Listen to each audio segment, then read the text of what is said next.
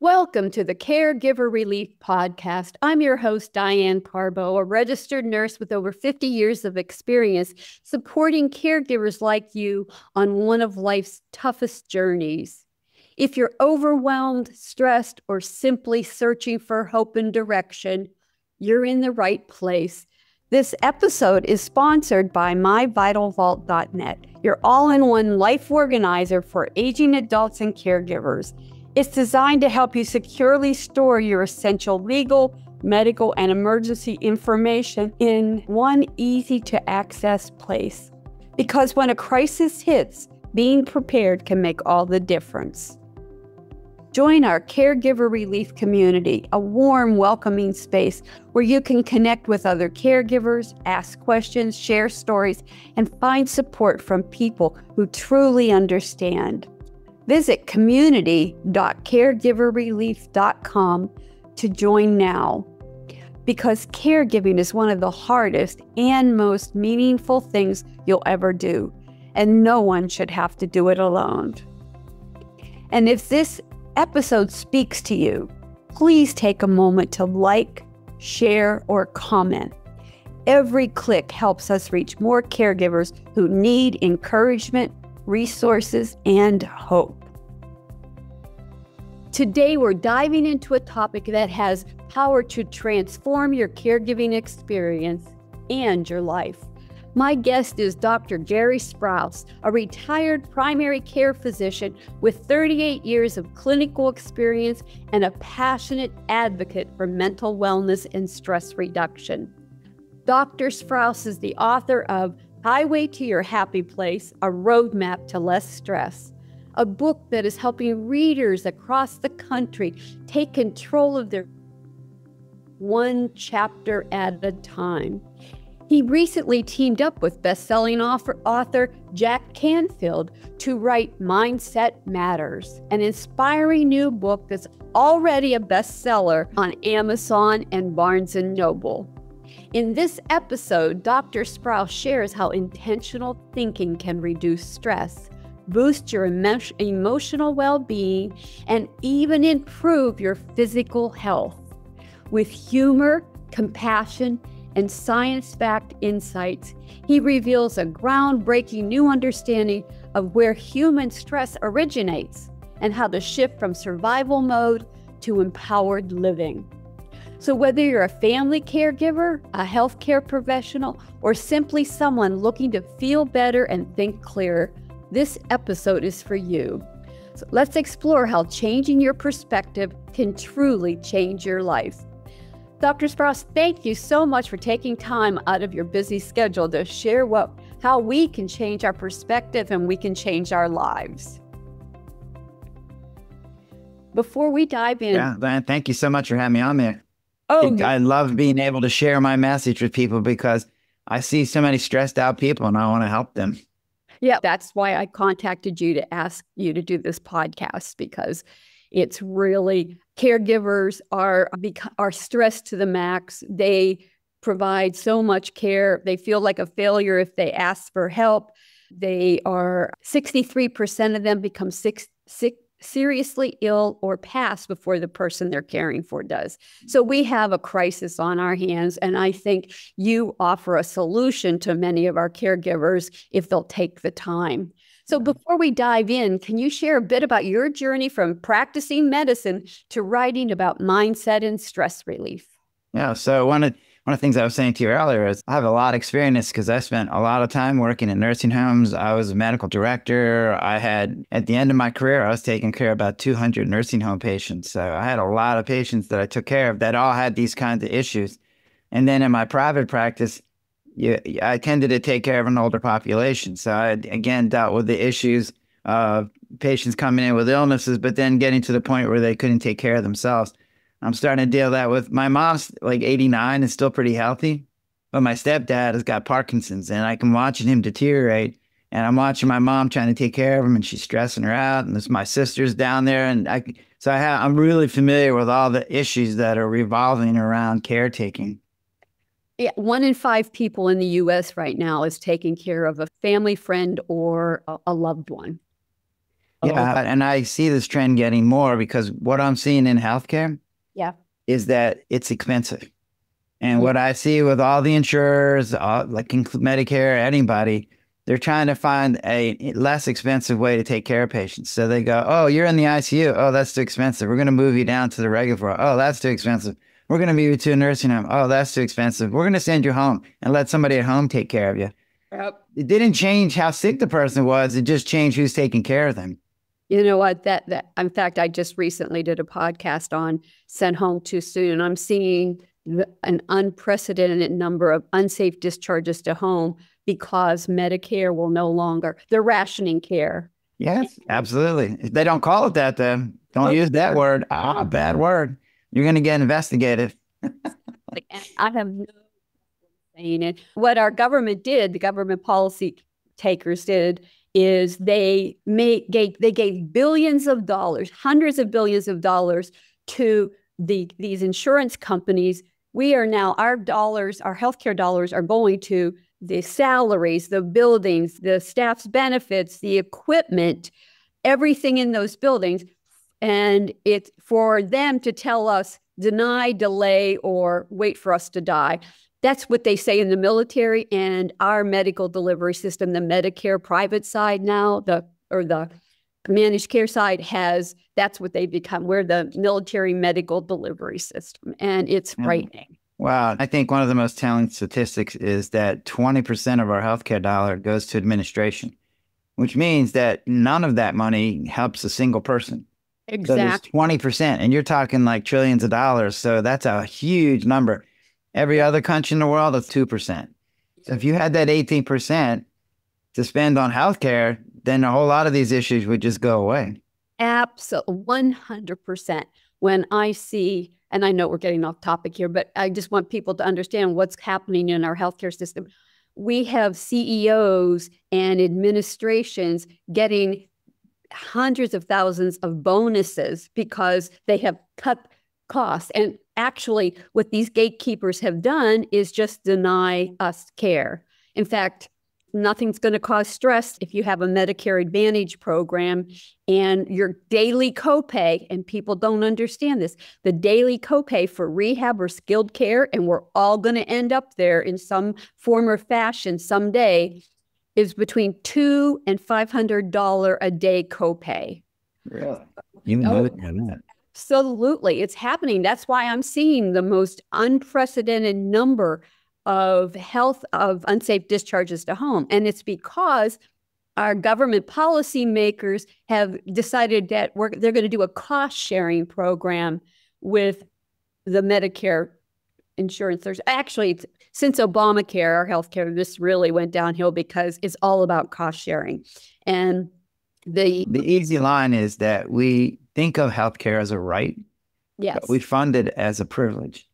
Yes. And that's where the problem comes in. So people think, hey, I'm paying money, I want this. And you're like, yeah, but that's not the way the system is set up. It's set up that if you have a job or you're old enough or you're poor enough, you'll get healthcare. But otherwise, you're on your own.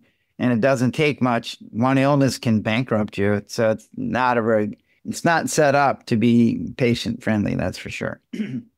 No, one of the things that leads to, I will say this, that if patients, I'm looking at my stepdad, and if I said to them, you need to go to assisted living or you need to go to nursing, it's like, no. So it's like people would rather stay home. Yeah. And so then it becomes, and this is where your podcast becomes critical. So people want to be at home and their family wants them to be at home, but then you have to take care of them. And that's where when you're talking about your whole podcast becomes critical, because we're going to see more and more people being taken care of at home with more and more complicated issues. And so the caretaker, we really need to be focused on taking care of the caretaker. And Medicare has also cut the benefits to home care so low that it's going to fall on the family caregiver. And that's why I thought this was such a timely topic. Absolutely. What inspired you to write Highway to Your Happy Place? And how did your medical background influence your approach? Yeah, it's very interesting you ask that question. I'm in my office seeing patients with high blood pressure and diabetes, caretakers that are struggling, and I'm seeing the stress in their lives was affecting their physical being. So I went back and started researching what are the stresses that are out there and how do you fix it.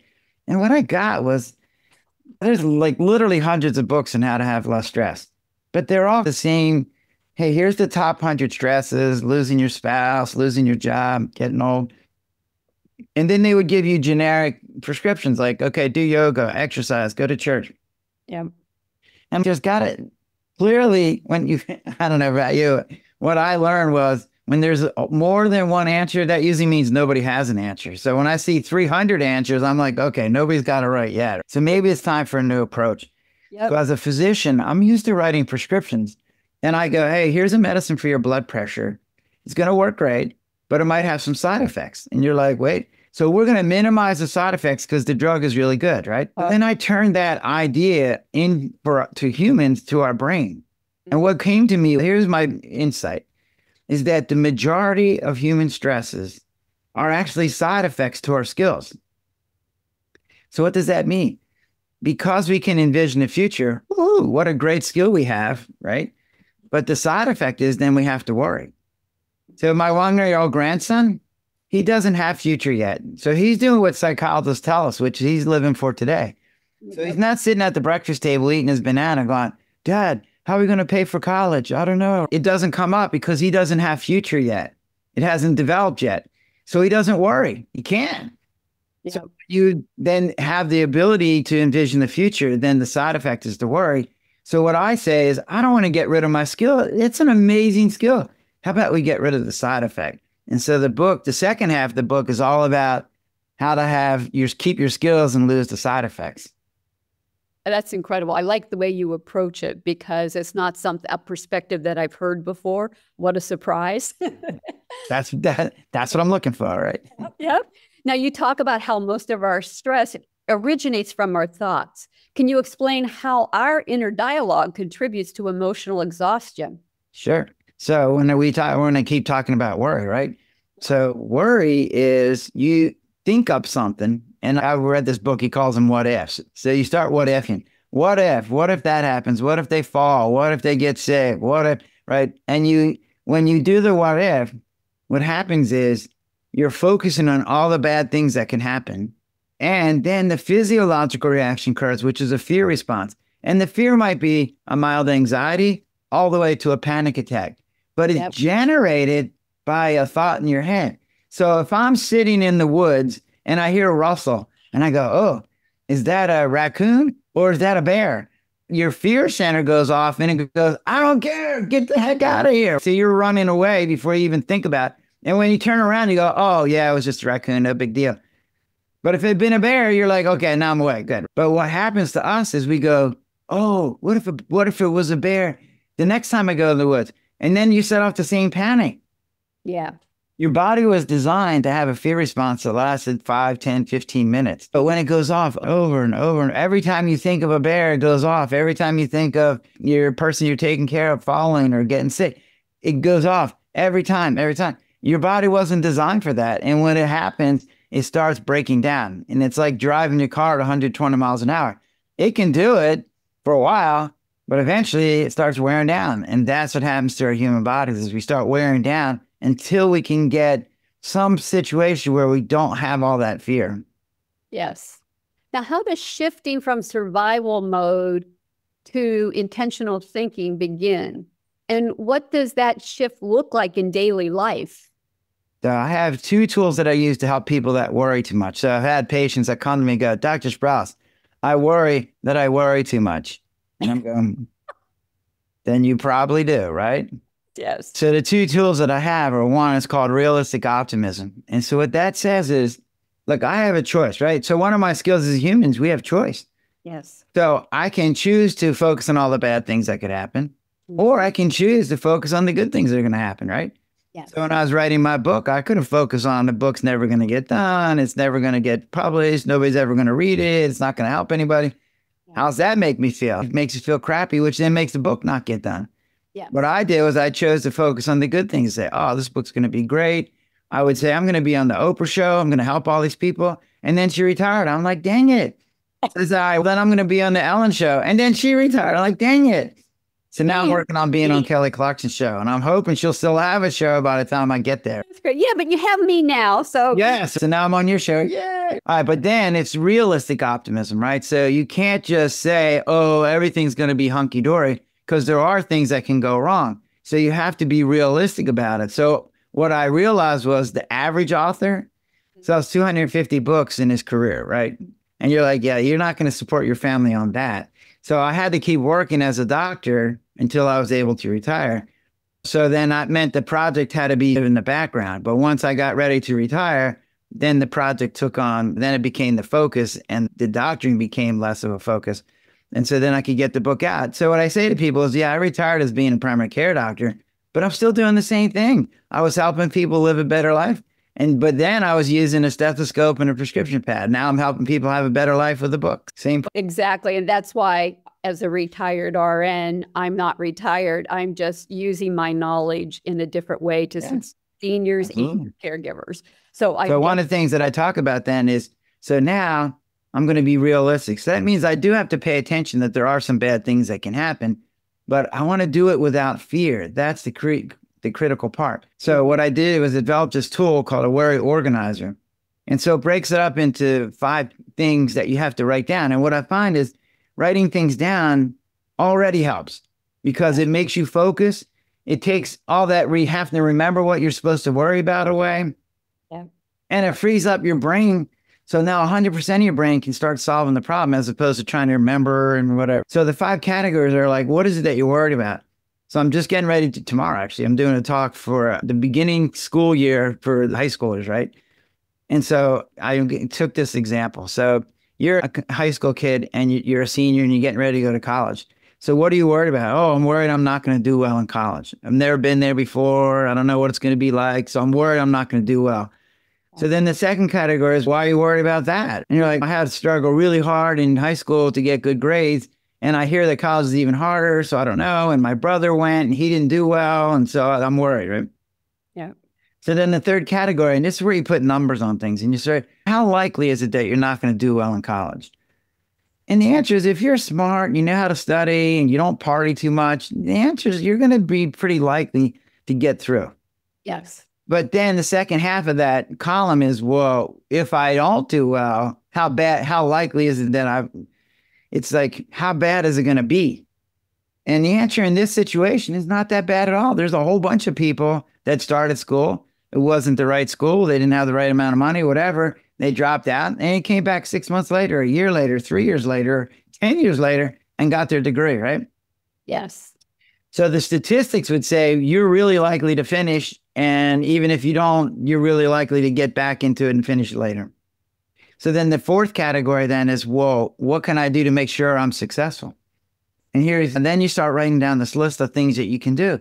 And you start saying, I can talk to a mentor. I can talk to someone who's already gone to college. I can talk to my teacher because she went to college, right? I can take college courses while I'm in high school. Then I'll know what a college course is like, and I'll know what I can do and can't do. I'm like, how nice is that? I can save up my money so I have plenty of money to get through school. These are all the things. I can go pick schools that will fit me, as opposed to going to some brand name school like a Harvard or a Chicago's University. Go to a school that fits me, because in the end, all that really matters is you get a degree. And then the last category, and this is the one that's critical, is like, well, what do I do if I fail? And so this is where people get interest. This is where they spend their time, and this is what sets off their fear reactions. So in that column, you start going, okay, if things don't go right, what do I do? The first thing is you stop beating yourself up with regret and guilt and go, what didn't go right? Was I not studying correctly? You may go find somebody to help me study better. Did I not have enough money? Let me find a less expensive school, or find more scholarships, or work for a couple of years and make up enough money so I can go back, right? So now you can start writing all these things down. And the cool thing is, once it's written, then you can show it to your parents and to your friends and to your counselors and your teachers and go, hey, is there anything you can add to this? I'm writing this up for the first time. So if you can think of something better, let me know. And then you got a list of things to do to make it successful. And you've already planned. If it didn't go well, you already got it planned out. So you're going to just jump right back in and get back into doing what you're supposed to do. I love that. I encourage every caregiver to start their day with an attitude of gratitude and journaling. And I tell them to write down what they're grateful for that day, even if it's just I slept for 10 minutes longer than I did before. The other thing I do, and I know it's silly, but I tell them to stand in front of a mirror and just smile in the morning at yourself. I've got this. I can do this. I can overcome any obstacle today. It may be a challenge, but I tell them that. And I love that you also encourage coaching or mentorship or support of some sort and asking for help, because that is key to every family caregiver's successful journey. Yeah, one of my tools for gratitude is I call it the 50-point wake up. All right.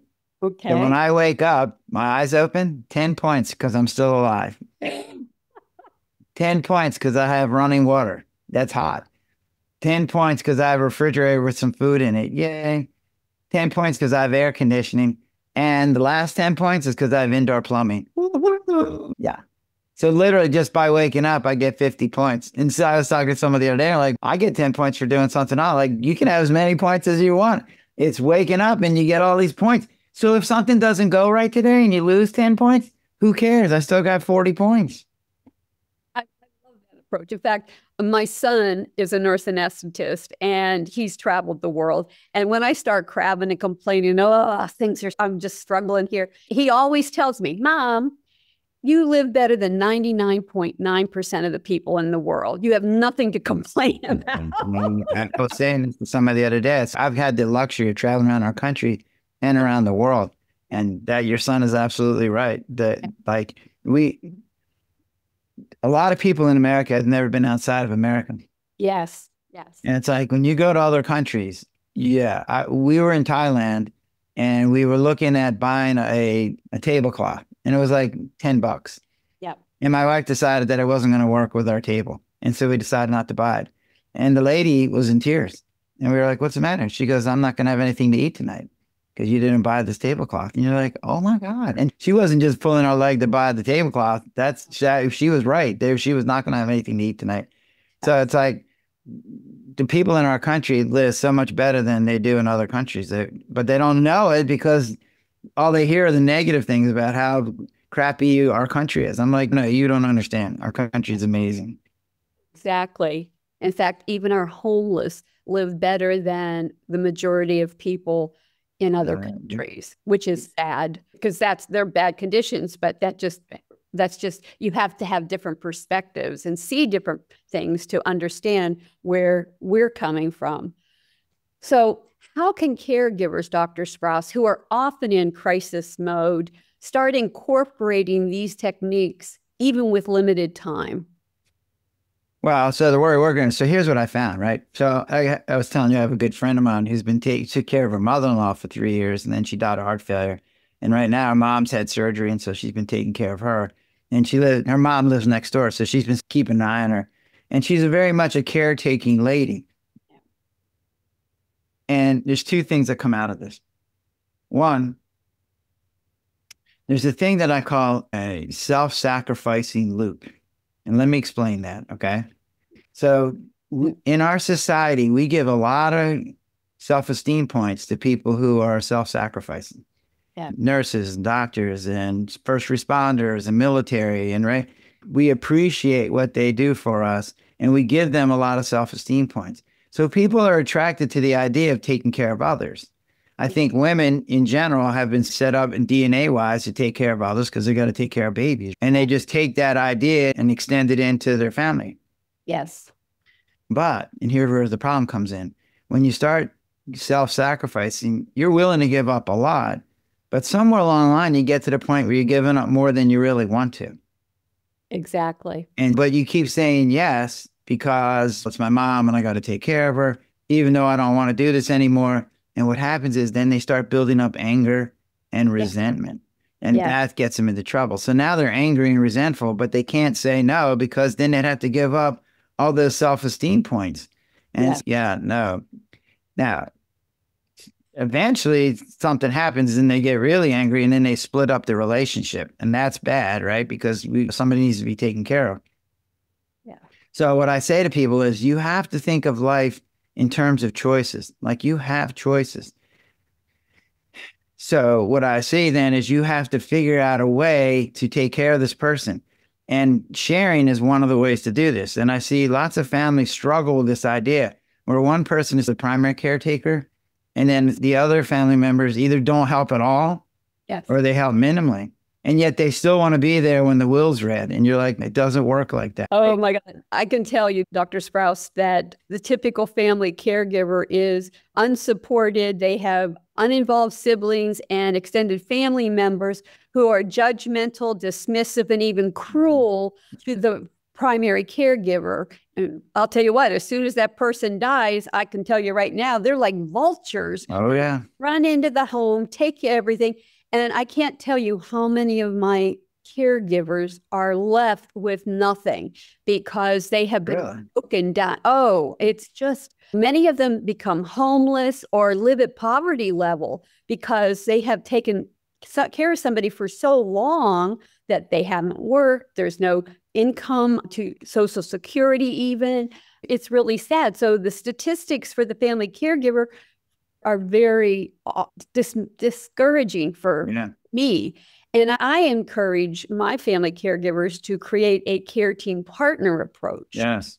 And in fact, I tell them that those uninvolved siblings and those extended family members need to contribute. And if they can't contribute physically, or even the long distance ones, they can't contribute physically, they should be able to contribute in another way, whether it's financially to give you a break or to do things like keep records of the medications and know when they're needed and when they're not, and do the research and have somebody take care of the medications. And then I also say there's people, those family members they can provide care in a different way. They can take care of the lawn, do the grocery shopping, make meals and bring it in, because it's the typical family caregiver, because I know I've been there. They don't want to ask for help. They feel like they're failures if they ask for help, and that's so wrong. Okay, let me stop you there for a second. Okay. So I hear what you're saying is that they don't want to ask for help, but sometimes, and this self-sacrificing loop, yes, one of the things you have to keep in mind that it's actually a form of control. gotcha. Okay, so listen, so my first wife hated doing the wash. She would bitterly complain about doing the wash. And I was like, okay, honey, you know what? I'm going to do the wash for the rest of your lives. You will never have to do the wash ever again. You know how long that lasted? Yeah, 3 days. Because I didn't do the laundry the way she did it. Yes. Joe, even though she didn't like doing the laundry, it gave her control of how it got done. So 3 days later, she's back to doing the laundry. And I would say to her, like, then you can't complain. So caretakers, you have to be careful because your sibling might not take care of your mom the way you do, but that's okay. So you have to be willing to let other people in to help, because if you're not willing to let them in, because you'll say things like, oh, they don't do it right, or I worry that they're not going to do it right, or they don't do it the way I do it, or they don't do it the way mom does it, whatever, they'll actually make it difficult for family members to come in and help because they have to give up some of that control. 100%. That is one of the biggest issues I hear from my family caregivers is just what you said. They don't do it right. They don't do it the same. And here's a perfect example. I was visiting a good friend who I was helping her find a place to put her mother-in-law and father-in-law in. And I'm helping her do the dishes. So I'm loading up the dishwasher, thinking I'm doing something right. Helping her out, right? Yeah. Helping her out. I'm thinking because she's stressed. And do you know, she went and took everything out of the dishwasher because it's out the right way. And I'm like, are you kidding me? So yeah, but that's exactly what I'm talking about, right? That's that control issue. So self-sacrificing is a form of control. Yes. And so but what happens is when you're self-sacrificing, you start putting so much on your plate because here's what you say, nobody does it as well as I do. And you're like, okay, but then you start putting so much on your plate that you can't handle it anymore. And then that stresses you out. So you have to be willing to give up some of that control. I found that as a doctor, there are plenty of doctors, and I guess nurses probably too, right? Where if you had a nurse practitioner or a nurse, doing something, you're like, wait, that's my job. I have to do that. Because like I had a doctor that yelled at me. I was like, the nurse asked me to see this patient for a rash. So I went and looked. I said, oh, he's got shingles. Call the doctor and ask him what he wants done. The doctor yelled at me for going in and seeing his patient. I'm like, are you kidding me? I was trying to help you out. What's the matter with you? But that lack of control thing was like a big deal. He's, oh my God, I didn't have control of the situation and they didn't call me first and blah, blah, blah. And I'm like, no, you have to be willing to let, it might not be, maybe to be 95% as good as you do. It's okay. Yes, yes. As long as we get the same result, what do they care? I came across Well, that. I hear that because, so what happens is every once in a while, your sibling does something and mom hurts your ankle or something. You're like, oh, see, I knew I shouldn't have let you do this. So that's, you just have to be, these things are going to happen, which to me brings up this next topic of hospice. Yes. And what is the goal of taking care of a loved one? And I think sometimes people, they get into this idea where they have to make sure that the person stays alive as long as they can possibly stay alive.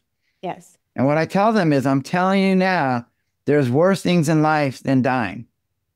And so I'm listening to my friend who's she's now taking care of an older woman and she's living in her house. And the lady had a stroke and she's got high blood pressure and her husband died a couple years ago and she's in her early 80s. And she gets up every morning going, you know what? If I didn't wake up this morning, I'd be just fine. I'm not suicidal. I'm not trying to kill myself. But if I didn't wake up, I'd be perfectly happy with that. Yes. When you hear somebody say that, then you have to change. Your job is not to keep them alive as long as possible. So my friend would go, oh, what if she walked down the steps? She calls me and I run up the stairs and she just wanted her pillow fluffed. And I'm really mad at her. I'm like, why'd you run up the stairs? Maybe something had happened to her. I'm like, it's okay. If she dies, she actually wants to die. It's all right. She's not suicidal. But she's willing, she's ready. She's in pain.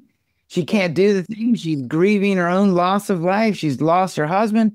She doesn't want to be here anymore. So just let her be comfortable. You don't have to rush around. You don't have to worry about every little thing going wrong because ultimately for her, death is not the worst thing at all.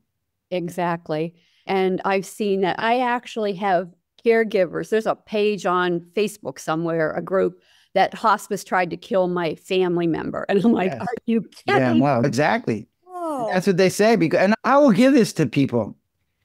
Our DNA is set up to be a communal organism. And in a community, if you have a good day, you help somebody else out. And when you're having a bad day, someone else helps you out. So we're into sharing. That's built into our DNA. Yes. And keeping alive, and we want to keep us alive as well. People get separated from us's in our group to thems who are not in our group. So for us's, we do everything we can for us's, and for thems, we do you're a them, we don't care about you. Yes. So for us's, we're trying to keep people alive as long, because that's what keeps our species alive, is keeping people alive. So when you start shifting from going from keeping people alive as long as possible to just keeping them comfortable, that's a really difficult switch. Today, 100 years ago, we didn't have this technology. So if someone was dying, you could just hold their hand and go, hey, it's nice knowing you, and I'll be here for you, and I'll love you to the end, and right? But there wasn't anything you could do. Nowadays, we have so much technology. Like, hey, do you want a feeding tube? Do you want to put a breathing tube in them? Do you want all these antibiotics? Do you want to go to the ICU? And so now death becomes a choice, and people hate that. They hate that choice. Yes. They don't like making a choice, because then they go, if I don't feed my mom, then I'm killing her. And I'm like, no, you're not killing her. She's not eating on her own. Her body's telling her this is time. And it's you getting in the way. But that's a really hard switch for people to make. And you get lines like what you said, which is hospice is trying to kill my mom. Yeah, I recently Art of Dying with Dr. Orton out in California, who was one of the first advocates for hospice care. And we have a culture, we're afraid of death. And it's really sad. And it also is a control thing. People don't understand that the body starts to decline. And when you lose your swallowing ability, putting a feeding tube in can do more harm than good. In fact, I can tell you a statistic. It shocked me only because I worked at a cancer center, And in fact, I got fired from that cancer center because I recommended hospice. Mm. Oh, I was evil. This is my point. Caretakers have just, the paid caretakers like nurses and doctors have just as much trouble with this. They have a really hard time with this. Cancer facilities always have trouble with that. Yeah. And their motivation is research money. I was just going to say, if you're working at a nursing home, you need that person to stay alive because you got to fill the bed. Yep. So I really appreciate that perspective, because people, and that's another topic that is really hard for family members, especially the caregivers, to do, is a deal with death and dying. But you emphasize in your book humor, compassion, and understanding. So how do these play a role in managing stress? Wow. So it's interesting to talk about a happy place, right? Yes. When I wrote my book, I wrote the second half first, which was all the stresses and how to have less stresses. And then I went to my patients like, wait, so if you weren't so stressed out, where would you be? And they were like, I don't know. I never really got that far. I only thought about being less stressed. And I'm like, wait, we need a destination, right? We need a goal. We need a place where you want to be. Yeah. So what I had to do was define what the happy place was. And what I realized was everybody's happy place has a variation, right? So I like the beach. My wife thinks it's a big kitty litter box, right? So we have different versions of a happy place, but it turns out to have the same rooms. And so the rooms are filled with things like gratitude and fulfillment and pleasure and contentment and feeling safe and feeling appreciated and having hope, right? And so I was at a podcast a couple months ago and somebody said something about humor. I'm like, oh, you know what? Humor is a part of our happy place, right? And what does humor do for us? It allows us to take these horrible situations and shift their perspective, and then you can start laughing about it. And you're like, wait, what? How freaking cool is that? What a nice little tool that is. Yep. How many times have people said, if I didn't laugh, I would cry? And you're like, absolutely. That's exactly. It takes our everyday mundane lives and turns them into something that we laugh at. And you're like, yes, I like that. So humor is really important. So sometimes we take these things way too seriously. And you said we're afraid to die. And it's an interesting idea, right? What I've seen is when patients get older, they're not afraid to, if they felt like they've done the things they wanted to in their life, they're ready to die. Like they're old, their body's failing, they're in pain, they can't do most of the things they used to be able to do. And what I see is when you lose your health, you also lose your independence. And those two things go hand in hand, and people hate losing both of those things. And I'm watching my stepdad, and that's exactly where he's at. Now he has to use a walker. He has to use a scooter when he goes to a sporting event. He has to get help. He falls over. Somebody has to help him get up. Right? So as he's losing his health, he's losing his independence. He had to sell his truck. He's going to give up his camper. Right? So he's got all this loss in his life. And it's like, to do what? Like he's just going to keep getting worse and worse, which is why we develop hospice, why we develop having advanced directive, which I would recommend every single person having their advanced directive done, because what that does is it takes the decision away from your siblings and your kids. So they don't have to go, oh, don't feed dad and let him die, which that makes them feel guilty. If it says right there, don't feed me, then you're like, oh, dad, we're just doing what dad wanted us to do. So if you can do that for the people around you, it makes their life so much better when they're trying to take care of you.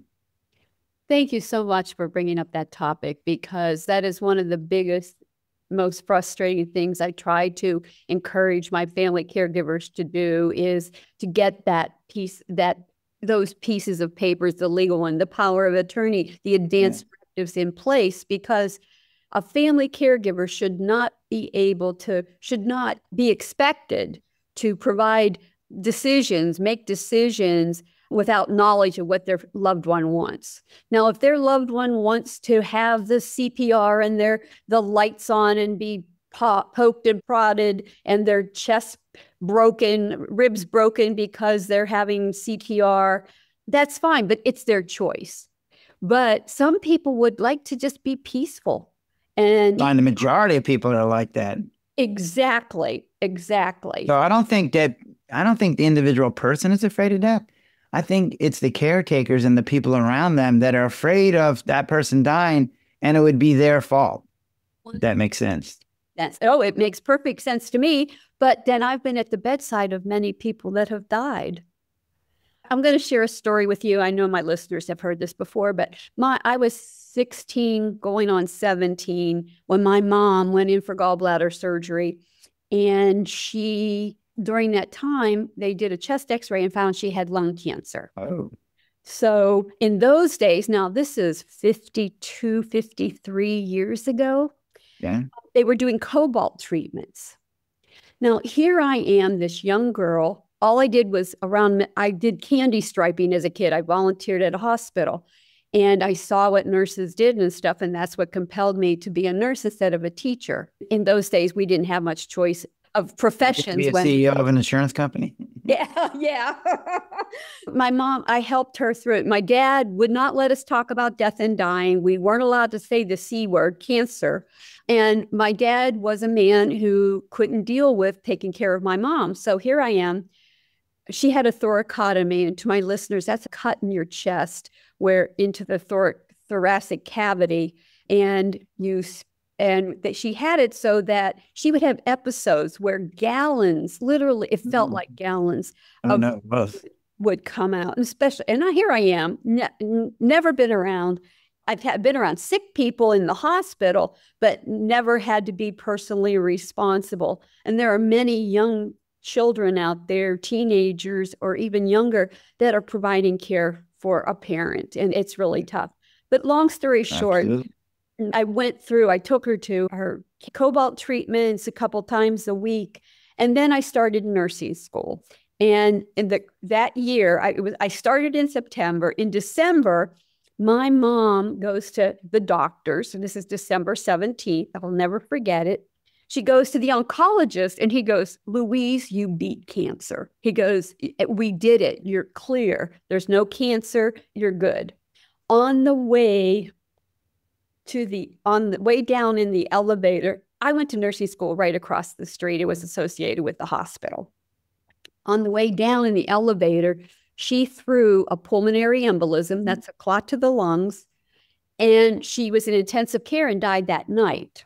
Oh my God. And I've seen this, and that's why I have my perspective on death and dying is different than most, because you can go through when I hear about the people that, are fighting cancer.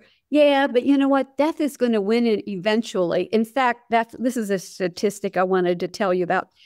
People that are receiving cancer treatments and continue to aggressively approach it even as they're declining die 2 weeks faster than if they had been on hospice. Now, is that a statistic? Yes, it's a true statistic. If they had gotten off their chemo or whatever they were taking and just been on hospice, and that's not a long time. 2 weeks isn't a long time, but for some, it's everything. And they're not running. They're not having the side effects of the chemo. They're able to actually enjoy and be with those around them.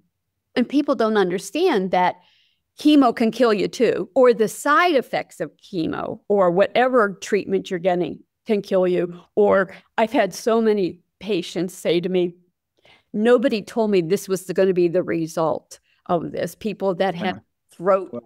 Book 50 years from now, looking back on how we took care of patients, going, oh my God, what was the matter with these people? They were sticking needles in people and drawing out their blood and then giving them blood back because they were getting anemic, or you're giving them things that you won't even get on your skin and you're sticking inside their vein. Are you crazy? What? Some of the stuff we do 50 years from now will look barbaric, but right now it's the best you have. But sometimes the best you have isn't that great. And as you said, chemotherapy has a tremendous amount of side effects. I did a lot of addiction work when I was in practice. People go, "Oh, people with addicts do crazy stuff." I go, "Yeah, but people with cancer do more crazy stuff. They do stuff that all their hair falls out and their skin deteriorates and all their nerves get damaged." And I'm like, yeah. Now, I will say that we're set up to stay alive as long as we can. But it's one interesting thing, because now that we have future, right? Yep. We always can say, oh, somewhere along the line, I'm going to die. If you just live like that, then why would you keep going? Like when you're dealing with the idea that when you're 10, you don't even think you can die. But when you're 70, death is right there, right? It's all around you, people are dying. Your own house is deteriorating. I think, and you said something about being a recovering Catholic. I'm like, I think that religion was set up to answer that question. It was like, hey, when you die, it's going to be better. You're going to go to heaven. You're going to get to see all the loved ones that have died before you. How nice is that? Or other religions where you come back and do it all over again. Or so all these religions have been set up to say, death isn't that bad. It's actually going to be better when you die. So don't worry about it. Yes. And I think that what I see is when people have feel fulfilled, yes, then death isn't a scary thing at all. It's when they don't feel fulfilled, when they're not in that happy place, yes, and they're grasping onto something, that's where they get into trouble. And I think people around them just don't want them to die on their account. My friend is taking care of this elderly woman, and she's worried she's going to fall down the steps. And I go, and she goes, she might die. And I go, and she's told you that she wants to die. She doesn't want to be suicidal, but she's not afraid to die. Yep. So why are you? It's not going to be your fault. She's going to die of something. It might be a fall. It might be another stroke. It might be a blood clot. It might be any of these number of things. Maybe you'll have something to do with it. Maybe you won't. But ultimately, she's going to die of something. And I do this ahead of time with caretakers. I'm like, do not feel guilty. Do not regret. The fact that this lady's still alive is only because you're here taking care of them. Because if you weren't here, they would have been dead 3 years ago. The fact that you're here taking care of them is why they've allowed them to live this long. You've given them a quality of life they wouldn't have normally. Absolutely. And you've improved their lives. One of the things I felt bad at the cancer center is so many people were in and out getting blood transfusions. And I don't want my last year or 2 years or last days of my life to be in and out of a hospital getting treatment to extend my life when the quality of life is no longer there. The hard part is, how do you measure quality of life, right? Because that's such a variable. And each person's quality of life is way different than the next person. So it becomes really hard to measure that. So that's where, and I think you're right, that it becomes an individual decision. And if that's what you want to do, go for it. But you don't have to do that. And I think sometimes people feel like they have to do that. And sometimes they feel like that for the other people around them. They're like, I got to do this chemotherapy for the people around me. And I'm like, yeah, nah, don't really need to.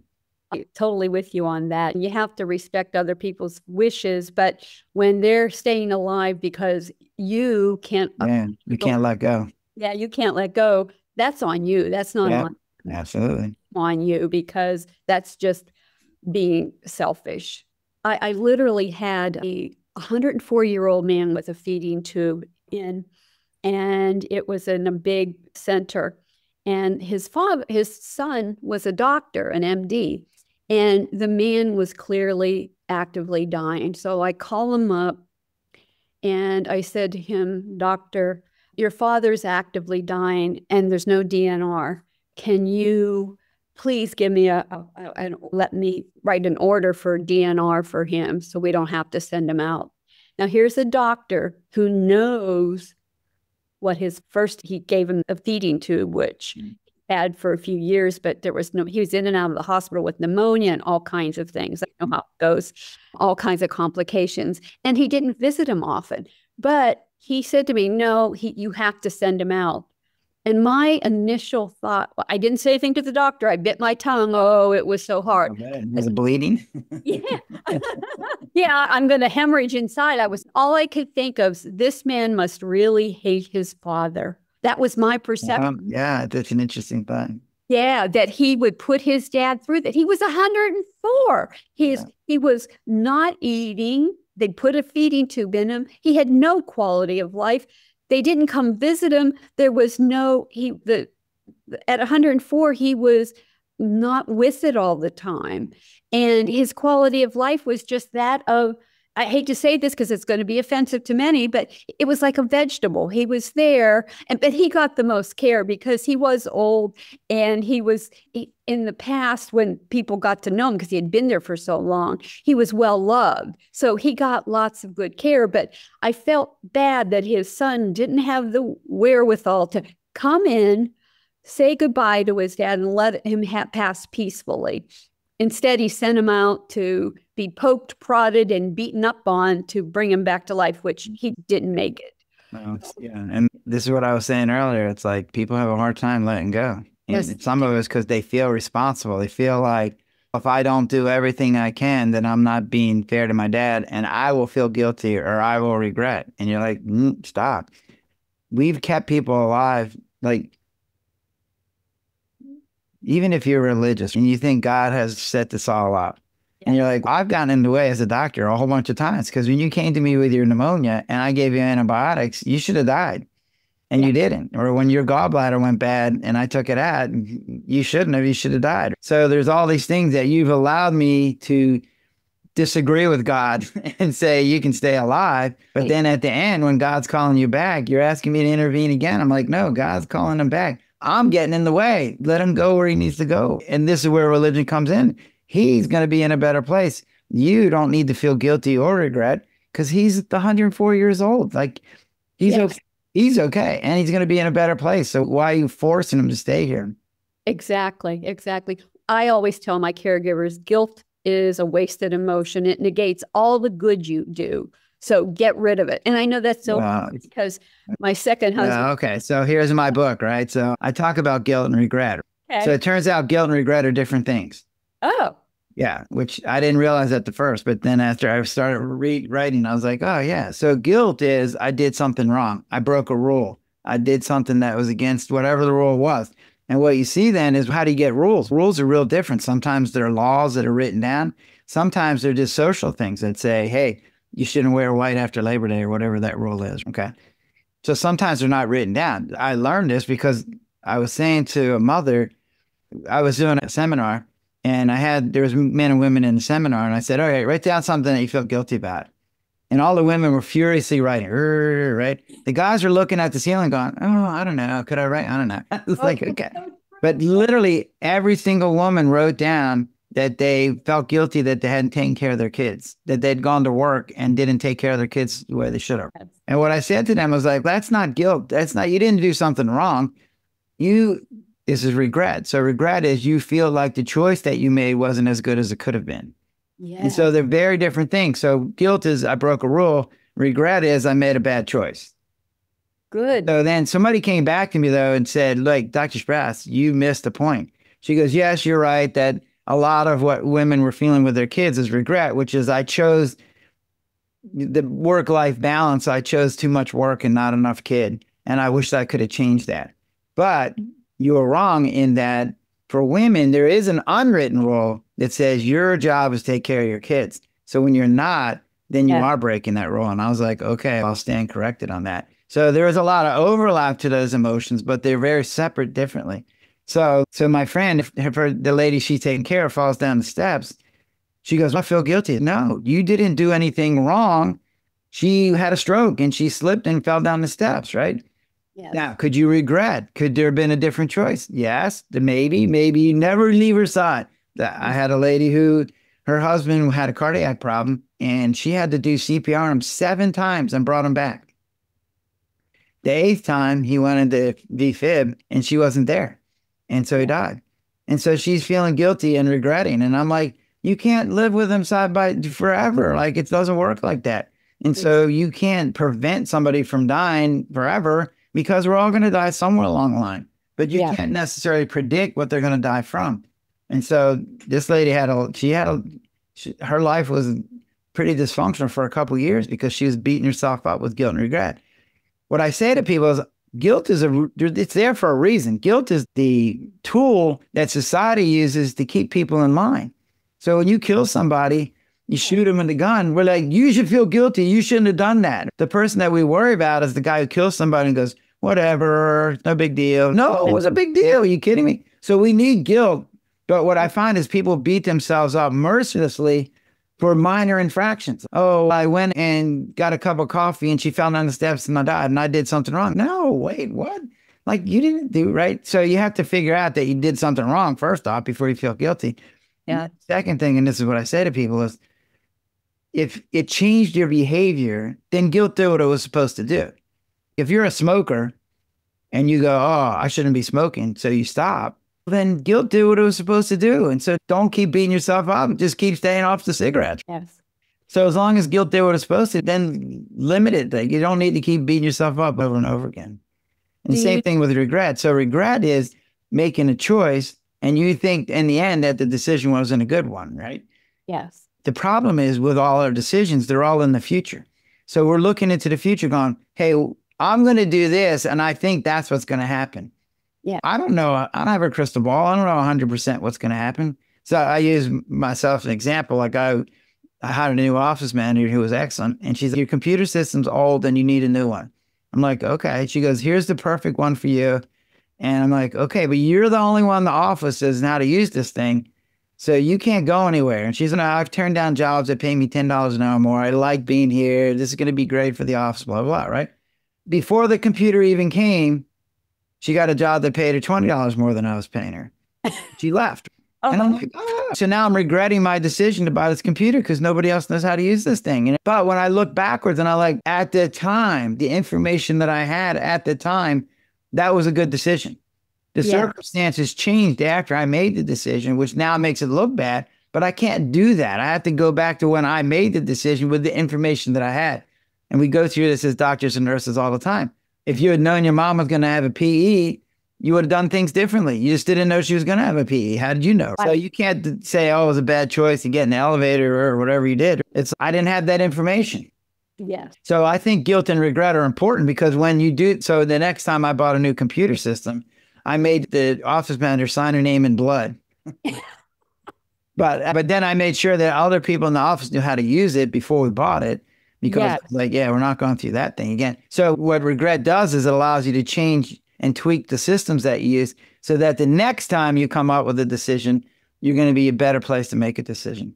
Yes. I want you to know, Dr. Sprouse, there are caregivers out there that don't take showers and baths on a regular basis because they're afraid that if they get into the bathroom, that something will happen while they're... Yes, I'm sure they do. I have no doubt that. And you said this earlier. It's like the caretaker has to take care of themselves first, because if they don't take care of themselves first, then they're not going to be there to take care of the person they need to take care of. See, there's got to be a thing. So one of the things I talk about, there's two things that I wanted to mention. When people have kids are a lot of work, probably more work than taking care of an adult, right? Except they're little. So you can just pick them up. So adults are big. You can't just pick them up and go, okay, I'm going to change your diaper. I'm just going to pick your legs up and break. So it's a little more complicated. But for kids, there's always this idea that I only have to do this for so long. Somewhere along the line, I'm not going to have to change your diaper. Somewhere along the line, I'm not going to have to make lunch for them. Somewhere along the line, I'm not going to have to drive them to school. So there's a time frame to it, and you can plan for it.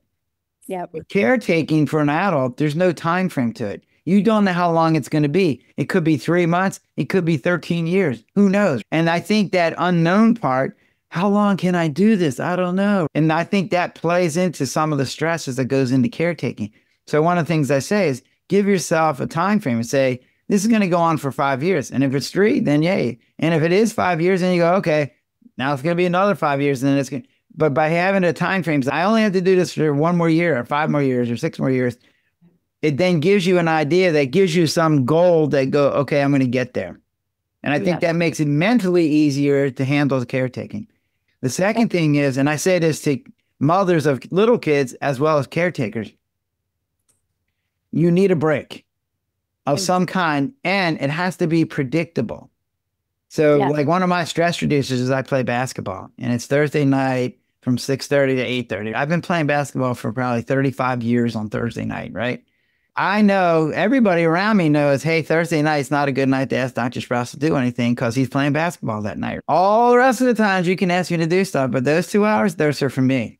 And they're predictable. So on Tuesday when I'm freaking out, I go, oh, but on Thursday night, I'm going to get to play basketball. So what I say to all caretakers and mothers too, or fathers who are taking care of their kids, have a predictable time when you are on your own, where you can go shopping, you can take a nap, you can go to the restaurant, you can go sit at the water, you can go yoga, whatever it is that you want to do to unwind, to relax, to take some of the stresses off your life. But it has to be predictable. And so by saying this, like we were talking about with siblings, okay, sibling, look, all I need, I don't mind doing this 5 days a week, but I need you to do this half day on Saturdays, every Saturday or every Friday morning or whatever. was my ex-wife and I, Thursdays were my day to take care of the kids. So if somebody got sick on a Thursday, I had to take off work. The other day she did, but on that Thursday, that was my day. So the school called and said, hey, your daughter's sick. It was my job to get off and get there and take care of her. So that gave my wife a break because she was busy. She was caretaking and working. So it was like, she was working part-time, so she had more flexibility, but Thursdays were my day.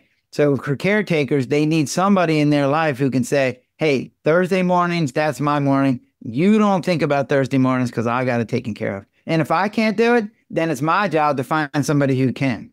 Yes.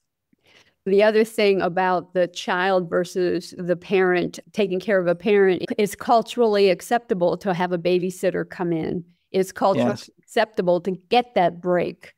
Yeah. Put them in a daycare for a few hours or whatever is needed. Whereas that it's a stigma to the family caregiver that they're failing, or culturally, you should be able to do this. At least that's the cultural expectations, and that's wrong. And that's why I like the way you're talking about this perspective.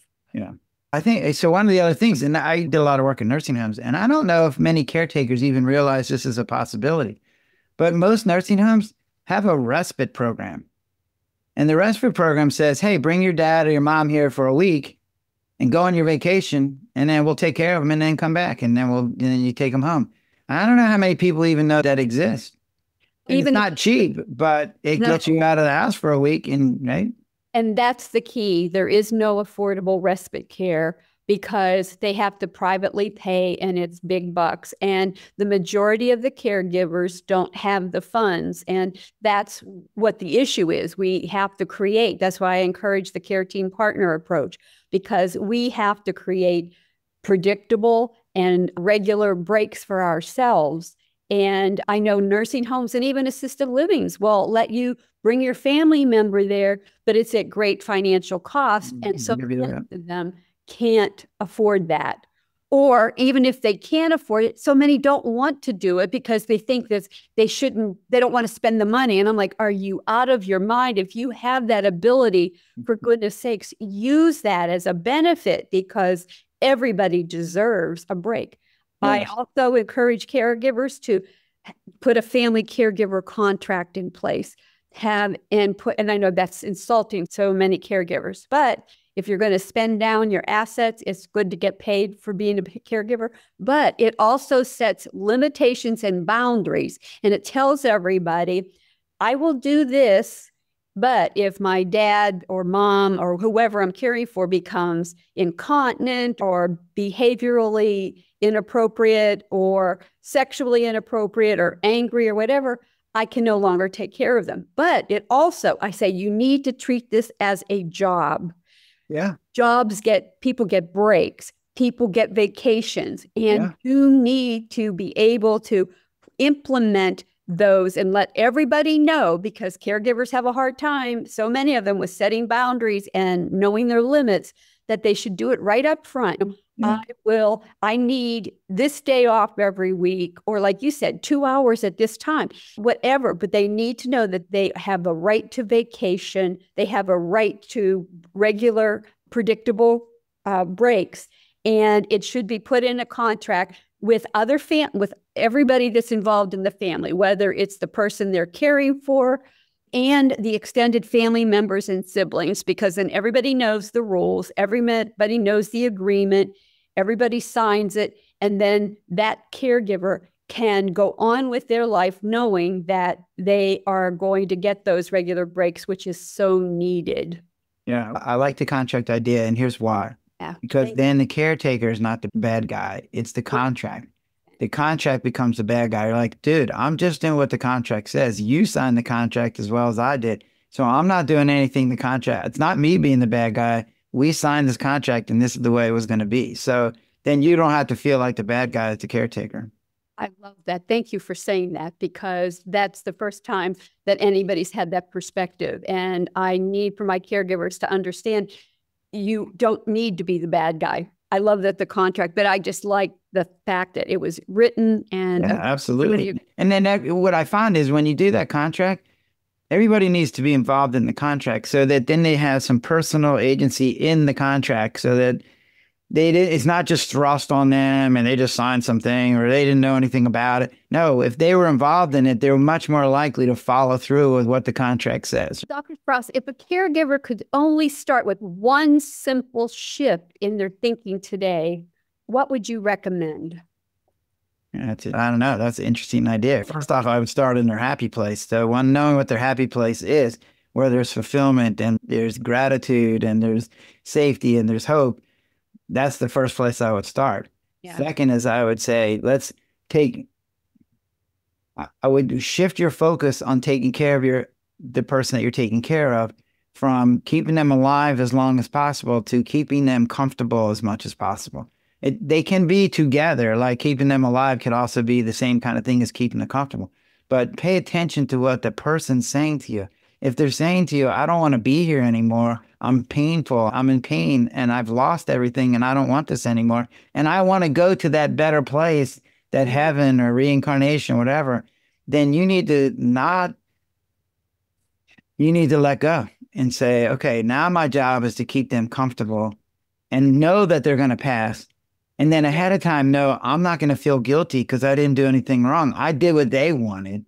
Yes. And I'm not going to regret, because if it wasn't for me, they would have been dead a long time ago. So what I've done for them is given them a better quality of life at the end. Yes. And the last thing is to say,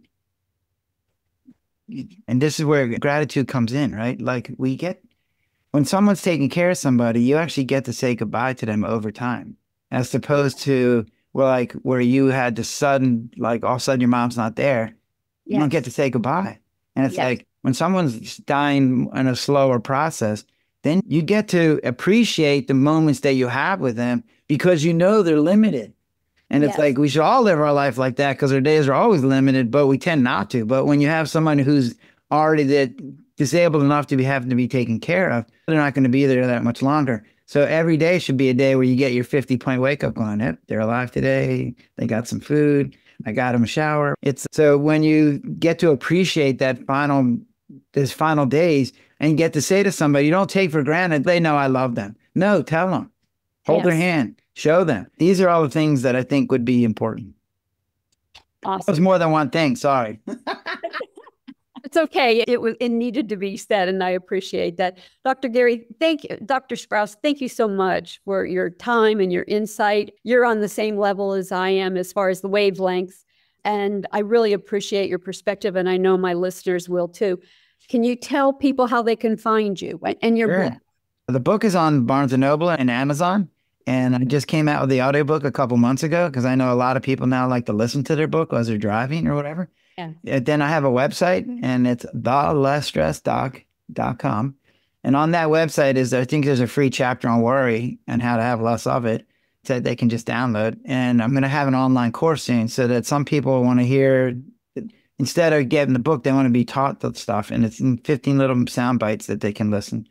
And then what I found out was, when I'm writing a book, you have to write it sort of generically, because as a doctor, I'm sitting in the room, like I'm sitting with you, I'm watching your face, and she gets it or she doesn't get it. So I can tailor my message.